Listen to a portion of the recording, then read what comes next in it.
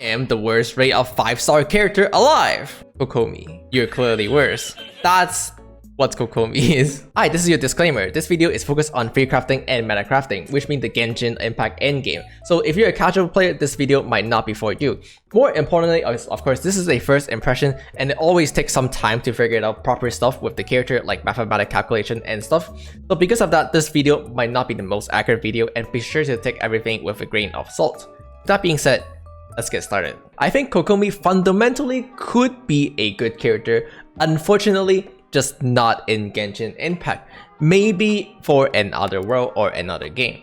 It is of course because Kokomi is a healer and her primary focus is healing, which is not really a big deal in Genshin Impact, and that's really what's fundamentally dragging her down. Now of course Kokomi have this talent that decreases her critical rate by 100%. However, I don't think that this affects her performance in any way. You just have to switch your artifact around and have to build a specific artifact set around her, which is of course focused on maximum HP. So here, this is my Kokomi. I have 33k max HP.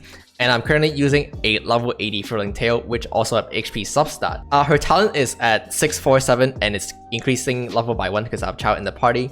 I put it at 647 because that is the exact level my Chow has right now, so I just keep it inconsistent with Chow for now to make sure that's easier to compare between the two. Anyway, Kokomi damage is definitely fine. Here, I'm going to cast my Elemental Burst. And you can see that I'm hitting for very reasonable number. I'm hitting like 5,000 on my auto attack and like 4,000 on my jellyfish. These are numbers that are very reasonable. Now of course Kokomi is advertised as a healer and she does do that very well, and that is she healed your entire party. For a team without a healer like the Morganya team and the Taser team, putting in Kokomi here can see a great amount of survivability increase and can make overall your run very comfortable. Or here you can see that sometimes I would die on my Chow when I'm running with my international team, where if I'm running with Kokomi instead, then she can just phase tank the attack and heal my entire team, once again making my run much more comfortable. But that's pretty much the extent of it. All she does is heal and make your party more comfortable. She doesn't really bring anything else. When I'm playing Kokomi with my international team, I noticed it's very clunky, and I noticed several issues when it comes to Kokomi. First of all, her jellyfish cannot reposition. So once you drop the jellyfish, it just stay there and you cannot move it. That means if an enemy move out of your jellyfish, you will lose all the benefit of the jellyfish, including the healing as well as the hydro application. And because the jellyfish have a 20-second cooldown, it makes repositioning very difficult. In comparison to Mona elemental skill is much shorter, which means it's easier to hit the entire skill onto your enemy. But of course, a little bit more importantly is that Mona elemental skill also taunts, which means that it's a lot easier to keep the enemy on the spot with Mona elemental skill than with Kokomi elemental skills. And there's a very good reason why you want to hit the entire duration of your jellyfish, because that's how you generate hydro energy. So for example, every time it hit, it will have a 70% chances to generate 1 energy. Yeah, you heard that right, a 70% chances. It's not even guaranteed to generate energy every single hit. Because of that, I noticed very huge energy issues on Kokomi. Even when you're running a lot of energy recharge. For example, right now I have 151 energy recharge. I noticed that you cannot comfortably get your elemental burst back up. And this is very annoying. And of course, without the help of the jellyfish, it is very hard to keep up with the pyro on character like Xiangling, simply because Xiangling apply pyro way too fast. And so you absolutely need to have the jellyfish if you're trying to enable Xiangling. But of course, this comes with the previous problem that we talked about. The jellyfish is not something that you can reposition very easily. And so it's very unreliable to try to enable Xiangling unless you're fighting in mobile bosses like the perpetual array element or mechanic things. Because Kokomi apply hydro kinda slow, it takes a second for you to overtake Xiangling, which means you will lose vaporize on the Xiangling. In comparison to Chow, Chow just does basically every single thing better. Chow have way better damage, Chow have way better AoE and can enable in an AoE fashion. Kokomi is pure single target, that means her hydro capability is not even as good as Xingqiu's. And honestly, Chow also felt much smoother to play when compared to Kokomi. Kokomi felt very clunky to play when using her into international team. Honestly speaking, I would just much rather run Xingqiu's, and I would not go for Kokomi here at all. I don't think she fit well into the international team at all. Venti first and then Kokomi. 部外者禁止。はい。この仕事は排除するべきです。逃げようなんて思わないでよね。ふう。踊りなさい。ご安心を。やっ。はっ。おさわり。Refresh. 深海のカゴ。一緒に遊ぼう。雪を前。神里。No, I'm still losing freezes. 風だ。ここだよ。ガン王帝君のために。I guess it's okay. It's a lot better. Actually, a lot better. This is significantly better.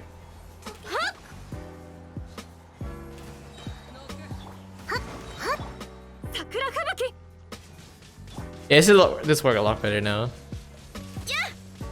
Not bad. Not bad, actually. Wow, that worked super well. For the Morganya team, because you have Venti and because you're going to be freezing every single thing in place, the jellyfish not being able to reposition is a much lesser deal. I do notice that it will unfreeze for a single second and the Assassin Mage could teleport out, but honestly, it worked pretty well. But of course, the ultimate question is that does it work better than Mona? And in terms of damage, it does not. But that's like a given, right? Of course, in terms of damage, it doesn't work as well as Mona. Mona have the Omen buff, and similar to Kokomi, Mona being a Catalyst user can also carry the Dragon Slayer book, which means in terms of damage, Mona is just straight up better. But of course, that's not the reason you put Kokomi in. You put Kokomi in because you want a healer. But that's pretty much the issues. The issues is that how often do you really care to have a healer in Genshin Impact when you can just gain damage? The ultimate problem of Kokomi in Genshin Impact is that you don't need a healer at all. You can eliminate the need of healing simply by playing better. You can dodge properly or something like that. Plus, most meta teams already have a healer. For example, in the Morgana team, the original Morgana, not the Morganya team, you have Diona. In pretty much anyone or any iteration of the national team, you have Bennett as your healer. For Hu Tao or Xiao team, you might not bring a dedicated healer, but you have Zhongli, which is enough of a defensive option. And if you need to, sometimes the Xiao team like to bring Jean, or in this the newest addition to Genshin Impact, Saiyu. In most meta team, you already have a healer dedicated to it. And bringing a second healer is just very redundant and unnecessary. In the current Genshin Impact 4.12, we have two very tanky enemy, the Magu Genki for example, and the Perpetual Mechanical Array. And of course, other enemy like the Mirror Maiden is also semi-tanky, but of course not as tanky as the Magu Genki. Players are failing the floor not because they're dying in most cases, and even if they die, they can just hit the retry button and try again, try to play a little bit better, try to dodge the attack a little bit better. The reason why most players fail is because they do not have the DPS requirement to beat the timer, which mean it further make no sense to decrease your DPS to bring a healer. For example, once again, we'll go back to the international team. Here, Chao can do a lot of damage, and it's true that Kokomi will give you more healing in comparison to Chao, but of course, Kokomi also bring less damage than Chao. And it makes absolutely no sense to ever decrease your damage because that's the reason you're failing. You're failing because you cannot kill it in time. So it makes no sense to ever decrease your damage. On the other hand, Floor 11 have a very dynamic than Floor 12 with the corrosion status, which forces you to bring a healer. In this case, it could be very beneficial to bring Kokomi over Chao because healing is what you care now instead of just raw DPS. But the question of course is, how often do you really care about to bring a dedicated healer, and how often do you care to just have more DPS? I would say it's more likely that you care to have more damage than to bring a actual healer. In fact, if you really want a actual healer, Barbara can most likely get the job done. In my recent Abyss video, I simply just bring Diona and Bennett, which are the same team as always. I just played it Morgana and I just played it National with my Bennett and Diona. And I showed it that even with just the typical single target healer, they will work fine and they can get you the floor. So the need of bringing a dedicated super healer is completely unnecessary. Even if you specifically needed a Hydro healer that can also carry the Dragon Slayer book, which buff your team damage, you can just use Barber, which is given to every player for free. Because Barber is given to every player for free, there's honestly no reason to ever roll Kokomi. How different really is it between Barber and Kokomi? What can Kokomi do that Barber more or less cannot do? In fact, in some way, you can even say Barber is better than Kokomi because Barber heal come out instantaneously, Barber heal your entire team at once, where Kokomi slowly heal your entire team. When all you care is to have a Hydro healer, I found Kokomi and Barber in my Venti Taser team, which is Venti, Beidou Official, have identical performance because the only thing they do is provide Hydro and provide healing. So they basically just do the exact same thing. Between my fastest run of my Kokomi run and my fastest run with Barber, they only have a 2-second difference. A 2 seconds difference. And of course, Barber is given to every player for free. So why would it ever make any sense to roll for Kokomi? It's not a meaningful enough difference to justify spending $200 on. I guess so.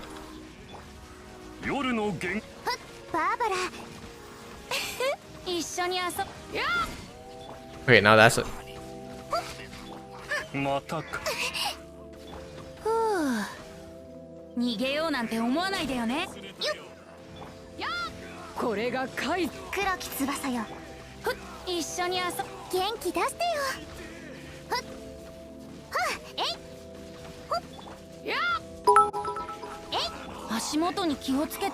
Kokomo is better Holy than fuck, Barber is fucking. When you compare Kokomi to other Hydro character, you will notice a very obvious fact, and that is these characters give more damage and Kokomi give more healing. So you're just trading in damage for healing, which could be useful for some player who cannot properly dodge. But when we talk about in-game of Genshin impact, what you need is not healing, what you need is DPS. Unless the game literally forces you to bring healing, you will almost never make the trade to trade damage for healing. So it just makes almost no sense to ever bring Kokomi than to bring a Hydro character that gives you more damage. In the end, it really depended on how good you are at playing the game. The better you are playing the game, the less you are dependent on healing, and therefore the value of Kokomi drops significantly. And of course, you can gain damage by playing better as well, but it's much harder to gain damage by playing better in comparison to just bringing a better character or getting better artifact or something like that. So you almost always have reason to go for something that is more damaging, but you can get less reason to go for a healer as you get better at the game. Once again, unless the game pretty much forces it on you, there's almost no reason to ever do it. Now, contradicting to what a lot of people believe at the moment, Kokomi is actually not a garbage character. Kokomi is actually a fine character. She do what she is advertised for very well, and that is healing. It is just that the role she fit into, which is a healer, is not a very good role in Genshin Impact. And that's what really is limiting her potential. Healer is just not required in Genshin Impact. Because of that, currently I cannot recommend anyone to roll for her at all.